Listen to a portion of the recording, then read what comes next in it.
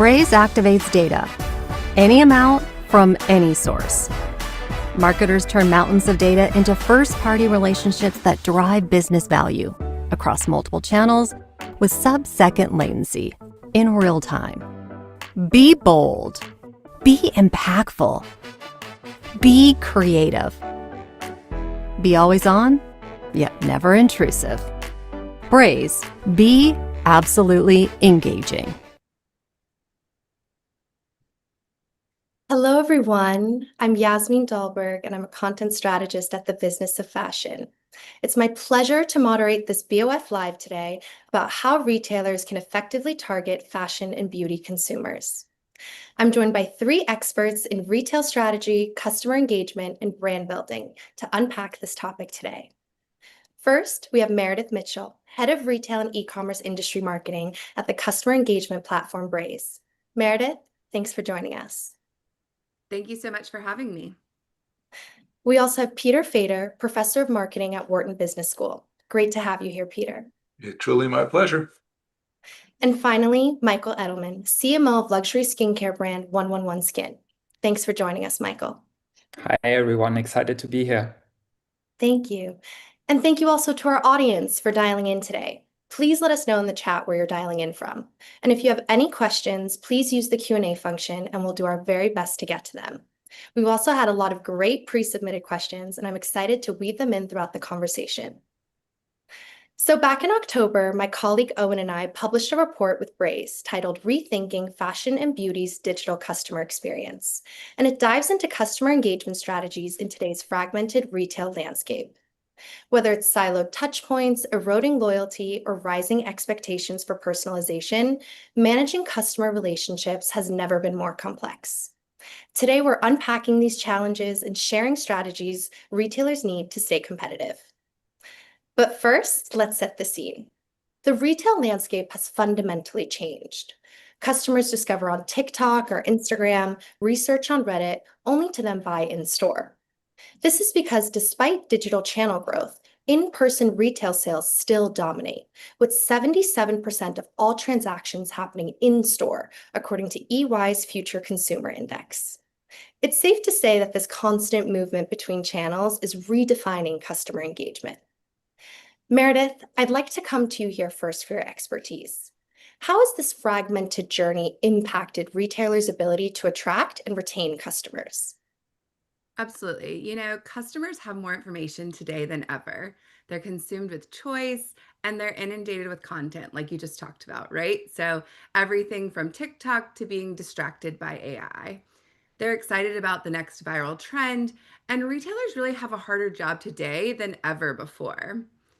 Retailers no longer push trends on consumers. Consumers drive trends, which makes attracting them of the moment. Retailers have to deliver on community and really that relevance in order to retain those customers. Personalization is more important than ever, and real-time data matters because without it, you cannot drive that relevant personalization, truly focused on the customer. We work with brands like e.l.f. who does this exceptionally well. They deliver on those viral trends, they lean in and build their community, and then they use Braze to deliver on real-time personalization, which is all focused on delivering on what the customer actually wants. And ultimately, this is what drives their retention strategy. That's really fascinating. And I think customers now, they also have so many options. And a stat that I found also not so surprising while doing the research for this report was that 74% of consumers abandon purchases due to choice overload, according to Accenture Consumer Research. And Peter, I'd actually love to get your perspective on this. How would you say that brands are inadvertently contributing to this problem through their own merchandising and navigation strategies? Well, first to that statistic, I'm a glass half full guy, or I should say a glass 26% full guy. The fact that 26% of people put something in the cart and then actually purchase it, that's actually pretty high. If you think about it, there's a lot of reasons why people will go to a website. It's not only to make the purchase, or it's not only to make the purchase at that time. It's to find out about the price, the delivery terms, and so on. So I don't panic over that 74% number. But to the spirit of your question, part of it is choice overload. It's like, what are we going to choose? Part of it is information overload, as you said at the outset, is we're just bombarding people with just so much information. Again, information in the cart is just part of that. So it's just a more complex choice than it ever was. And so it's perfectly understandable. It's not necessarily the fault of marketers. It's just the nature of our species that people would be popping in and out of their cart, of the website, of the mobile app, of the TikTok video, of all the different media and options that we're exposed to. I appreciate the positive outlook. Thank you. And I guess what you're really pointing to is this tension also between giving customers options, but also overwhelming them in a way. But then there are still a lot of people who put a lot of things in their cart. And at the same time, platforms keep evolving. So Meredith, I actually want to come back to you for a moment. Even say social media went from just a marketing channel to a direct sales channel now. And now AI tools like ChatGPT have shoppable links. I'm curious, how does this change the discovery to purchase journey? Yes. I mean, social is so important, and AI has driven, such a change and shift in shopping behavior. And between social and AI, it's really broken the marketing funnel. The traditional funnel no longer exists. And that's something that we talk about a lot at Braze. Discovery happens everywhere, and really consumer expectations are only climbing. So the shift is really that it's not uncommon for discovery, consideration, and purchase now all to happen within a single session, right? Or often outside of your brand experience. Or to Peter's point, maybe you get distracted and you abandon your cart, right? So all of this can happen. But as you mentioned, because of this change, brands really have to focus on how those consumers have changed and what they can do to really meet them where they are. Brands can instantly capture these moments. They need to think about resolving that identity and continuing the conversation. And about continuing the conversation, it's really about focusing on owning those channels and thinking about it from a relevance perspective. This is happening now. I was recently at NRF where Skims was talking about this as AI is no longer a trend, right? It's really what a customer is preferring right now. And if customers are using it, brands should be also. We know at Braze that AI intermediation is set to skyrocket in 2026. And the brands who are really prepared for this moment and leaning into it are the ones who are going to see success. Mm. And Michael, with all of these different touch points that Meredith has touched upon, whether it's social, AI, e-commerce, in-store, how do you maintain consistency in 111 Skin's brand identity and storytelling across these spaces? Great question. And it's definitely a challenge when One Skin is a global business. We have retail partners, spa partners, all the way from LA to Shanghai and Sydney and in between. So, yes, it comes with some guidelines, global guidelines that provide a level of consistency, obviously leaving room for individual market adoption. And also, to Meredith's point, there are some elements that aren't within your control if you're dealing with third-party platforms on social media, for example. I think the other thing, despite the best guidelines, that I want to acknowledge in working with human talent, for me, every employee, every sales associate, or person that represents our brand is a brand ambassador, essentially. So for me, it's really important to provide that level of training about the brand story so that every employee has a sense of shared values that we all have in common as part of our brand. And then lastly, really working closely with our retail partners, with our spa partners, to make sure they also act as an extension of our brand. They understand our guidelines, and again, they have shared values in a way so they can translate those to the end consumer. Mm. Thank you, Michael. I think this point that you started with about having consistency across spaces is such a great segue into our next topic, actually, which is all about the digital physical divide. Our report found that most consumers expect these seamless experiences between spaces, but brands continue to operate a lot of these channels in silos. Meredith, maybe you could kick us off. When retailers unify physical and digital operations, what are some of the benefits that arise? It's really simple.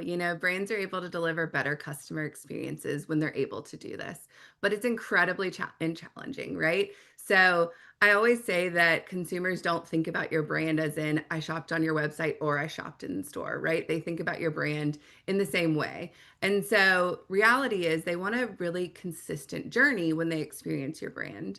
And by using unified systems, brands are able to really connect that customer view, which allows them to drive customer engagement at that individual human level. This means they're able to optimize for customer preferences, really deliver those personalized offers, and drive customers' experiences that are individualized. And ultimately, that's what leads to revenue, higher conversion rates, repeat purchases, stronger loyalty, and of course, retention. But retail brands are really challenged to leverage real-time data. It can be challenging to have that connected from a physical and digital experience. And for an experience where retailers can blend that, it's really about giving customers unique personalization everywhere. And marketers really need to think about this as we prepare for the future where AI works quickly on that most up-to-date data. As Michael was kind of sharing, we know that AI is here, we know AI is changing the space, but we really still want to use AI to drive that personalization, but also that consistency of brand experience to let the humans really be creative. Mm. This is such a compelling case for integration. And I think when it's done well, you can really feel it as a customer. At least I know I can. Michael, how would you say that this plays out at 111 Skin? Are there maybe any examples of physical activations that have strengthened your digital engagement or vice versa? Absolutely. For us, physical activations or the digital activations where you really kind of like jump back and forth between digital and physical are really important. I think for me, it is the best tool for building community.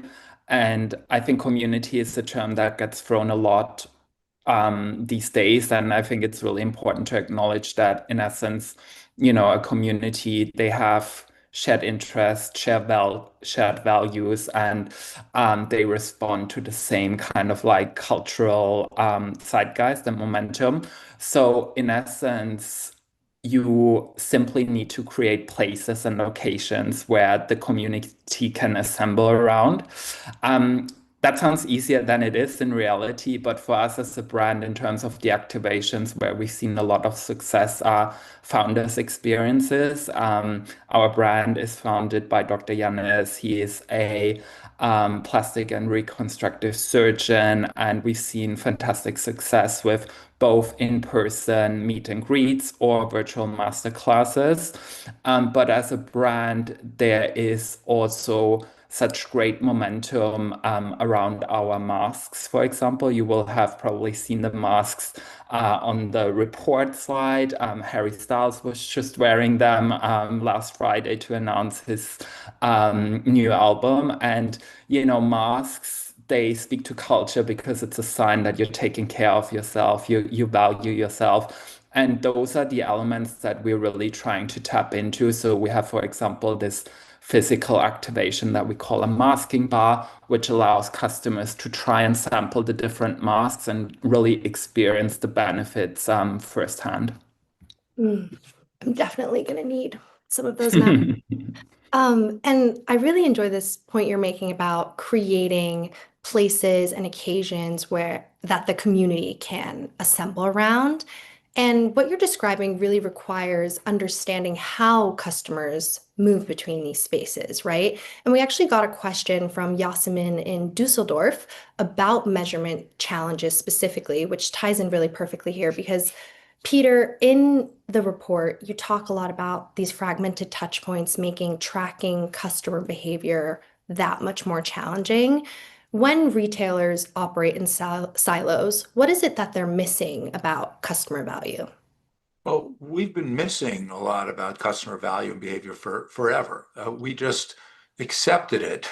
We just realized there was no way to track someone, whether they're in the store or watching television or listening to radio or seeing a billboard in the old days. Today, of course, there's more things to stimulate us. Some of them are more trackable, but our standards are higher, our expectations are higher. So we just assume that we should be able to track everything, and if we can't, that's a problem. So number one, again, being the optimist here, things are better than they were. The fact that we're aware of some of these things that are harder to track, and we work on technologies and proxies to try to fill in the blanks there, it's tremendous. It's great that we're investing in it as a whole, as retailers overall. The fact that fashion, an area that often kind of rejected a lot of that quantification, that mathy, nerdy stuff. It's all about feeling, it's all about culture, is actually embracing some of the data and technology, I think is tremendous. So we're making really good progress, not only in terms of being able to track who's doing what, but then I don't think Meredith gave herself and Braze enough credit for then just getting meaningful insights, making better decisions, having more financial accountability. So it's both sides of it. It's the consumer experience, but it's also just better for retailers to run their business. Mm-hmm. Do you have any examples of brands that you've seen sort of embracing this tracking really well? Oh, so many, and there's some fairly obvious ones. And for folks who are not only using videos but doing heavy duty tracking to know exactly which person was watching or responding to which video when. I'm just really excited about technologies to actually track shoppers in a non-creepy, not crossing any GDPR issues, but to understand foot traffic and how it varies both at the store entrance and at the aisles, and then triangulating that back to different kinds of product characteristics. It's just so exciting. We're talking all about AI, but some of these more mundane tracking type technologies, I think, are just as exciting and sometimes aren't getting as much attention or investments or usage. Mm-hmm. I think we really need your optimism. And to your point, I think retailers know a lot more than they think, and they're also investing a lot more than you think. And to your point, though, if you can't see the full picture, it becomes impossible also to build some of that loyalty and community that you were touching upon earlier, Michael, especially the one that lasts, which brings us also to another topic, which is all about brand loyalty erosion. BOF and McKinsey found that 53% of consumers regularly switch between brands despite being part of a loyalty program membership, which means that brands not only can just deliver these functional benefits, they also have to deliver emotional and enduring value. We're also in a moment of economic uncertainty, whether it's luxury slowdown, tariffs, consumers spreading their spending across brands, like I mentioned. And I guess I want to have an understanding, and maybe I'll start with you, Michael, or Peter, or anyone. How would you guys say that loyalty based on community and shared values strengthen brand resilience, especially in this landscape? Go ahead, Michael. I think from my perspective, actually, Peter and I, we were catching up about this very briefly ahead of this call. But for me, community and emotional connection is everything. I think if I look out there in any sector, there is, particularly in times of economic downturn, as you say, Jasmine, there is um, these promotional tactics that really create a false sense of loyalty, because essentially I think what you're really doing there is you're educating the customer to wait and see and to come back, when that discount or saving is ripe to be leveraged. And I don't really think a customer is really thinking about that brand at all, apart from these promotional moments. So real loyalty to me is really rooted in connection, and that ties back to experiences and community that I've been referencing earlier. And I think, I mentioned this to Peter earlier, but in the report, Peter asked a great question. Do we define loyalty by purchase behavior or by emotional connection? And for me, it's definitely the latter. It requires a relationship with the customer. It requires personalization. And very often, it does require human touch, in my opinion. And I think that will really see us through even in challenging times of economic downturn. So, all right. So let me give you the other side of it. First of all, I agree with most of what Michael said. Certainly, the point about discounts and promotions not inducing loyalty. In fact, often going the other way, attracting the wrong kinds of customers and kind of the wrong kinds of behaviors. Couldn't agree more about that. I think we actually can measure loyalty, though. I'd say primarily through purchase patterns, and in fact, I'm going to take the rather strong and maybe easy to disagree with position to say I'm going to disagree with Meredith as well, saying I don't think behavior has changed. I think that the environment that we're operating in, many more choices, many more stimuli, that's changed. But the fundamental nature of how we make decisions as animals, the metaphor I always use, and it certainly lacks any of the emotion components, is that we're more or less flipping a coin or rolling a die. Which of these different brands am I going to buy right now? There are many more sides to the die, many more options, and many more people kind of yelling at us saying, roll my side. But if you just look at the actual behavior, if you kind of strip away a lot of the noise, the patterns of repeat purchasing and so on, controlling for the additional options, aren't as different as you think. So I think there's a lot to be learned from the behavioral side. But let's just end on a good note. I think there's ways to bring a lot of the emotions and the community into it as well. And this is where the AI comes in. To be able to take the words that people use, even the emotions that are on their face, and the kinds of things that we can detect and quantify today that we couldn't have done even 2 years ago. And then tying that with the transaction logs. That's just a delicious mix. And we're just starting to get into that now.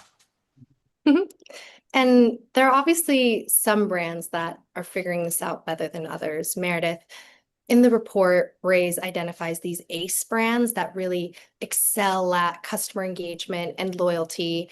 I'm curious, what are some of these brands and what differentiates them operationally? Yeah. So as we talked about, consumers really want brands to predict their needs at every turn, right? And so marketers believe they're building these personalized experiences, but sometimes consumers think otherwise. But not for our ACE brands. Our ACE brands are really able to deliver on that personalization, to deliver on building that loyalty, and really deliver on that community experience, especially when they tie together that physical and digital experience all into one space. But our customer engagement review is a report that we put out every year, and we really look at billions of data points directly from Braze to get an understanding of what that customer behavior is and what makes those top brands successful. We look at this through the lens of technology and teamwork to get a full picture. And on the tech side, our study found last year that top brands are more likely to use AI for segmentation and analysis. They use intelligent tools to optimize message performance and really bringing that non-customer data into their messages to build on that opportunity. On the team side, they're meeting with their cross-functional teams multiple times a week, and they're making practices like this really a shared goal. But we know, retail can be a challenge. There's different teams and different goals. And so it's really about bringing both of these sides together to manage that technology and that teamwork to really build on that guest and customer experience. And ultimately, we've found that these ACE brands that put this into practice, they're the ones that are delivering on those real personalized results by leaning into the data to ultimately deliver on that community element, which ultimately will drive that loyalty piece that we're talking about. This is such a great framework, I think, especially understanding that there's two sides to it, the tech side and the team side. And it's a great framework for understanding what high performers especially do differently. Michael, how would you say that 111 Skin is shifting toward more, maybe even like experience and community-driven loyalty models? Yeah, I think a great case study is actually our loyalty program, which we just launched last year. And in kind of like conceptualizing it, I really wanted it to be very much experience and community driven rather than value driven. So there's a lot of loyalty programs out there that allow you, for example, to redeem points, and it goes back to that promotional tactic and discounting piece, and that can play a role. I'm not ignoring that. But I think the true differentiator, and Peter made a great point, there's so much choice right now. So particularly if I'm thinking about our category, which is prestige skincare, it's a really highly saturated market with new brands and products launching every single day. So I think the key differentiating factor is that emotional connection. Customers do want to know who founded the company, what is your reason for being, what makes you different from all the others. And, experiences and activations are a really great way to bring this to life, because I think the reality is, despite the consumer being more and more educated, having access to more and more information also through AI, it's still hard to distinguish between all of the different ingredients in a moisturizer or the product claims that are thrown at them. So I think that's really where, again, emotional connection and community come in. And that's really how I think you can cut through the noise and build long-lasting relationships. Mhm. And Peter, what would you say makes a lot of these activations feel genuine and like build that emotional connection, or like you mentioned, Michael, cutting through the noise and not just feel like a transaction? Michael hit the nail on the head. I couldn't agree with him more. In too many organizations, the people involved with the loyalty program, just a bunch of number crunching weenies, and I can say that because I'm one of them, and often completely disconnected, often at odds with the folks who are developing the community. You're thinking about the brand message, you think about the emotional aspects of it. What Michael said about bringing the emotional aspects into the loyalty program, or let's go the other way around it, building the loyalty program around the emotions of the community, much more than the buy nine, get one free. It's so important. And again, in this day and age, a lot of consumers, especially in this sector, are kind of skeptical anyway, like what's in it for me? So it's really important for us to appeal to them at a very base level, that it's not just about discounts and so on. It is about connection. Again, harder to quantify that, but important to build that in, even if we can't fully attribute. How much credit do we give to the emotional piece? I'd like to believe that through AI, we're going to actually be able to quantify the qualitative better than we ever could before. But whether we can or not, we need to start with it. Mhm. And to your point of appealing to customers at a base level, the key here is really connection. And of course, technology is playing an increasingly important role in making that connection feel deeper and more personal at scale without being creepy. And Michael, I want to go back to some of the things you were saying earlier, especially because you're in beauty. So I think Mhm. consumers, even like myself, expect these hyper personalized experiences, whether I'm looking at my TikTok For You page or Spotify's Discover Weekly. But obviously, beauty is really complex with skin types and scents and textures. How is 111 Skin approaching personalization, and what do your consumers actually expect from you? Yeah, this is really exciting to me because, as opposed to fashion, I think in beauty there's a huge innovation opportunity that is much easier to leverage than it is with the complexities that the fashion industry is facing. So, when it comes to our business, we already use AI to help drive personalization, whether that is product recommendations. We advise customers on their personalized skincare routines that really match the right ingredients, the right products to the skin goals they have. The caveat with this is it self-identified? As in, do you notice you have dry skin, or who is actually making that diagnosis? Like, if it's not a doctor or another professional. So that's, I think, where there's still a lot of room for improvement. We are also using AI when it comes to customer service.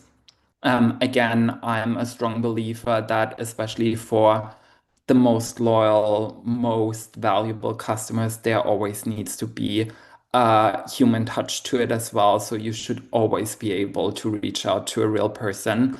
It can be, I think most of us will agree, it can be a quite frustrating experience if you're just shouting into the void of a chatbot. So particularly for us as a luxury brand, that is really important. But with skincare in general, I think as I mentioned in the beginning, the room for personalization is tremendous. There's now options to create custom formulations even that are based on your genetics or on other factors. So you will receive a moisturizer, a serum that is one of a kind, essentially. So no one else in the world will have it.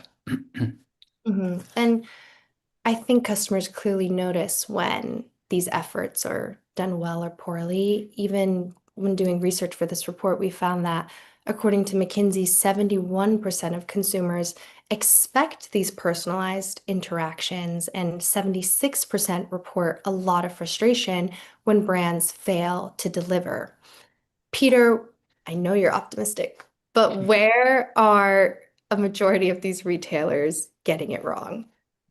Well, for one thing, I actually think those statistics are too strong. I think it's in a similar way with data security. Everyone always says, "Oh, you can't have my data," but then when it comes down to it, if I can get that discount, I'll tell you everything. So sometimes what people are saying, even about personalization, it's a motherhood question. Of course, I want personalization, but in the end, if it does become creepy, or even if it's not creepy, but you're recommending the wrong thing at the wrong time, kind of the backlash from it can be pretty severe. So we have the capabilities, and Meredith was talking about this earlier, to get really, really granular about the nature of the message, the product, the timing, the medium. But there's also more ways to go wrong. So I have a kind of a strange way to look at it, which is let's not think about necessarily one to one. Let's focus more on micro segments. Let's find people who share similar kinds of characteristics. Again, for me, it's going to be behaviors. To Michael, and we'll agree, once we can kind of quantify emotions, that will be great. There's a question in the chat asking about age and generation. I think that tends to be much less important. I think there's so much variability among Gen Z people and among, baby boomers. I don't want to paint them all with the same brush. But again, the kinds of data analytics and technology, let us get past that. Let us get deeper than that, but not too deep, not too narrow. Yeah. I think just to chime in there quickly to echo that, I think data is very often vilified. I grew up in Germany, which has some of the strongest consumer protection rights around data privacy. But data can be such a blessing to the consumer, I'm saying. So for me as a consumer, it's a blessing if a business knows my data because they know what I'm looking for and they can more easily serve that to me. So again, to my point earlier about self-identifying, if I'm going on ChatGPT and I'm just, asking for a recommendation for a moisturizer based on what I feel or what I know, data is actually a lot more reliable. If I've gone through, I don't know, a skincare quiz, or if my data has been tracked from certain platforms, what I've been engaging with, that is actually a lot more helpful in terms of getting to the right kind of product or service that you're looking for. Mhm. I think it can also be really helpful. And I guess maybe part of the challenge is understanding how to measure the right things. And Meredith, what are some of the metrics that you think retailers should prioritize when measuring the success of personalization initiatives beyond just revenue or conversion rates? Yeah, absolutely. Retail is all about driving that revenue, thinking about conversion, but there's also important metrics like average order value and repeat purchase rate. So you have to think about like how much is your customer willing to spend with you and how often are they willing to return? And that drives on that experiential element that we've been talking about. But from a personalization perspective, it's also about strengthening that loyalty, because when a customer is really able to see themselves in the messages they're receiving, they're inclined to stay more active in that program, right? And maintaining that relationship with the brand. You can also measure this loyalty through retention and engagement and CLV, but we know that loyal customers also may be more willing to purchase at full price, and therefore there's that margin impact as well. We see this through our reinforcement learning at Braze with AI decisioning. So, AI decisioning not only finds the next best product recommendation, but it also thinks about the best channel and the time of day, the day of week, the frequency, the message, the creative, or any other dimension necessary really for that customer to convert. So we've seen some impressive results unlocked by our customers using this decisioning to make efficiency in promotional spend. And ultimately, this spikes incremental revenue and opportunity when we're able to maybe offer a discount different for myself versus you or Michael or Peter, right? And so that's the dream for retailers if we're able to optimize on this. And Peter, I can imagine you're talking to brands and retailers about personalization a lot. And we also, when looking through some of the pre-submitted questions, and you've already touched on this, gotten quite a few questions about AI. I'm curious, how would you say that AI is helping brands use data to enhance personalization and some of this emotional engagement that we were touching? Oh, good for you, Yasmine. You said exactly the right word, which is enhance. There's too many people, when you talk about AI, they talk about transformation, revolution, that AI is going to change everything. No, AI will take our best practices and make them better. It's going to just enhance what we do in terms of the data we collect, the messages we put out there, even the way we formulate and design our products and experiences. So just keep in mind that it's just a tool that's just going to help us do things just a little bit, a little bit faster, maybe a little bit more accurately. But the fundamentals of what makes beauty or fashion or retail in general successful, those ace brands aren't becoming ace or staying ace because of AI. The AI is more icing on the cake. It's important, and more and more retailers are leaning into it, but it's not going to make a bad retailer a good one. Mhm. Well, I'm glad I used the right word. I'm learning from the experts here. And Michael, I'm curious how this resonates with you. You mentioned earlier, and you also mentioned this in the report, that there's all these great ways of leveraging AI, but you really can't bring it full circle unless there's that human touch, that human involvement. Could you tell us more about what you mean by this? Yeah, I think Peter actually touched on it earlier as well. I think for me, the solution at the moment is really looking at certain customer cohorts or segments that share similar behaviors, that have similar interests. So it's almost like these micro communities within your entire customer base. And then really having a human approach towards that in terms of, okay, how can I create the best narrative within our storytelling that actually will resonate with that, customer segment. And yes, AI can help with that as well. But again, if you're particularly looking at a luxury consumer, and to be honest, particularly in beauty, there's still a lot of opposition when it comes to AI. For example, image use or other things. So I think using AI in the right ways, but having a human lens on it is still very important, because beauty is deeply personal. You're putting something on your skin, you might be ingesting something. So that's, I think, also where our expertise as a doctor-led brand comes in, because we treat each customer almost like a patient that walks into Dr. Yanis's clinic. So, yeah. So true. And I think this hybrid approach is really smart, using tech, keeping that human touch. And obviously, underpinning all of this is having the right data infrastructure. Meredith, final question for you here on my end. How does unifying customer data enhance personalization and customer experience? AI is only as good as the data that it has, right? So unifying that customer data is really the fastest path to meaningful personalization and better experiences, because it's really able to create a single real-time view of each person at that human level. to ultimately create that consistency right across that brand and ultimately lead to that connection. We're able to do this by letting the customer really respond to that intent and having it really lean into that context across channels and sessions. We know that a lot of retailers have siloed systems, and so that can be delayed, and that can also lead to conflicting data. And also, if you have separate tools, channel orchestration, let alone experimentation, it almost becomes impossible, right? So brands that are really able to unify their systems are the ones that are able to deliver on that real-time retail. They're able to drive relevance across channels and interfaces like ChatGPT. I know I've probably used AI the most out of anybody on the panel, but I do believe in all of the other experiences, right? So AI is really a means to drive that personalization, drive that consistency, and ultimately drive better measurement so you can understand more about your customer, right? And so at Braze, we're able to lean into AI to say, what did Gen Z buy last week? What did they want the most? And so leaning into that targeting, that measurement, that experimentation, and then using that to make future business decisions is really the biggest opportunity from a marketer's perspective.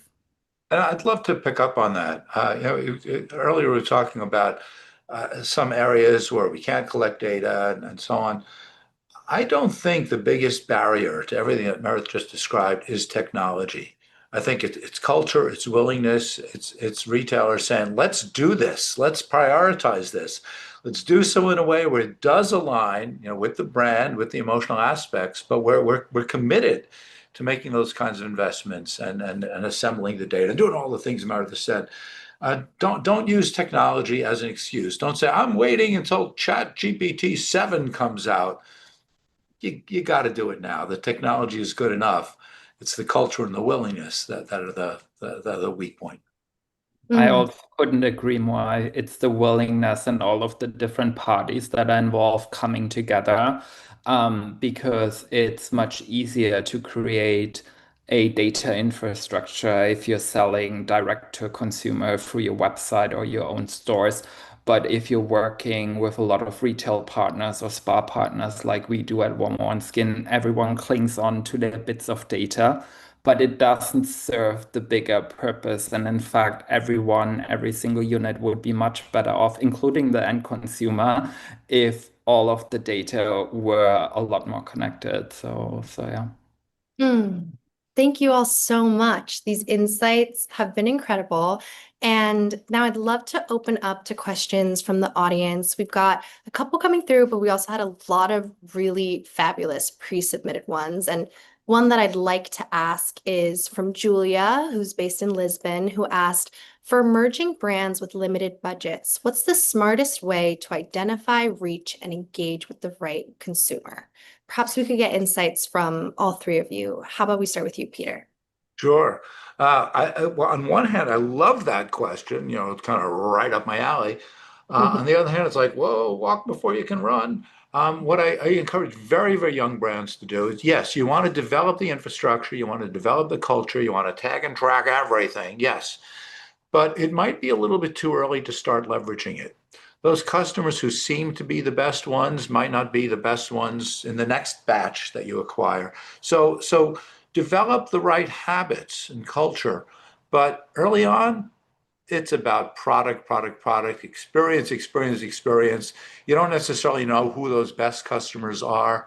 You gotta just experiment with a lot of things. It's going to be just that kind of old school, dare I even say, gut feel to let you know whether this particular formulation is really working. But as you grow, as growth plateaus, when you hit year 3 or 4, and instinct doesn't work anymore, you want to be able to just kind of flip the switch and start using that data, using the insights. Again, a lot of the stuff Meredith was talking about, instead of saying, oh my gosh, we need to build all that now. So build it at the outset, but don't necessarily leverage it until a couple of years later. Thank you. What do you I think, could, Mike? yeah, I couldn't agree more with Peter. I think you can really find easy overnight success nowadays through a product going viral on TikTok Shop, but that may lead you in a completely false direction, for the future of your business. And so I think what Peter referenced at gut instinct, I always like to call intuition. And so, as a founder or a senior member of the team, really believing in the vision of your business and what are you trying to do for your consumer, and really also using basic data points to map out a target consumer profile and going after them in terms of the product you continue developing and the services you're providing, I think is really important in the early days. And Meredith, any final thoughts here? Yeah, I'll just quickly say like the benefit of being a young brand is you can be a little more scrappy than some of the established or ace brands, right? So I lived that in a prior life. And so the nice part about that is you can test some things and your customers can tell you that they like it or don't, and then you can learn quickly and you're able to implement some of that faster than when you get into a larger brand experience or a larger organization structure. So lean on in on that and be a little scrappy, but also to Peter and Michael's point, make sure that you're at least capturing data. Whether you use it or not, you should at least capture it from the outset so you know that you have it when you need it in the future. Well, we're at time. Thank you again, Meredith, Peter, and Michael, for sharing your expertise today. Thank you to everyone who's joined us. If you're going to take away something from this conversation, capture data, don't wait till ChatGPT 7. And we're going to be sending a recording of the session to all registrants in the next few days. And I hope to see you at our next BOF Live soon.